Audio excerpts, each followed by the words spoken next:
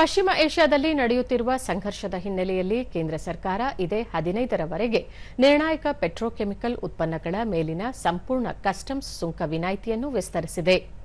ಜಾಗತಿಕ ಪೂರೈಕೆ ಸರಪಳಿಗಳಲ್ಲಿನ ಪರಿಣಾಮವಾಗಿ ಉಂಟಾದ ಅಡೆತಡೆಗಳಿಂದಾಗಿ ತಾತ್ಕಾಲಿಕ ಮತ್ತು ಉದ್ದೇಶಿತ ಪರಿಹಾರವಾಗಿ ಕೇಂದ್ರವು ನಿನ್ನೆಯವರೆಗೆ ಸಂಪೂರ್ಣ ಕಸ್ಟಮ್ಸ್ ಸುಂಕ ವಿನಾಯಿತಿಯನ್ನು ನೀಡಿತ್ತು. ಈ ಅವಧಿಯಲ್ಲಿ ಭಾರತೀಯ ಪೆಟ್ರೋಲಿಯಂ ಕಂಪನಿಗಳು ಎಲ್ಪಿಜಿ ಉತ್ಪಾದನೆಯತ್ತ ಗಮನಹರಿಸಲು ಕೇಳಲಾಗಿರುವುದರಿಂದ ದೇಶೀಯ ಮಾರುಕಟ್ಟೆಯಲ್ಲಿ ಪೆಟ್ರೋಕೆಮಿಕಲ್ಗಳ ಸಾಕಷ್ಟು ಲಭ್ಯತೆಯನ್ನು ಖಚಿತಪಡಿಸಿಕೊಳ್ಳಲು ಈ ವಿನಾಯಿತಿಯನ್ನು ನೀಡಲಾಗಿದೆ. ಭಾರತದ ಉತ್ಪಾದನಾ ವಲಯವನ್ನು ಬೆಂಬಲಿಸಲು ಸರ್ಕಾರ ಬದ್ಧವಾಗಿದೆ.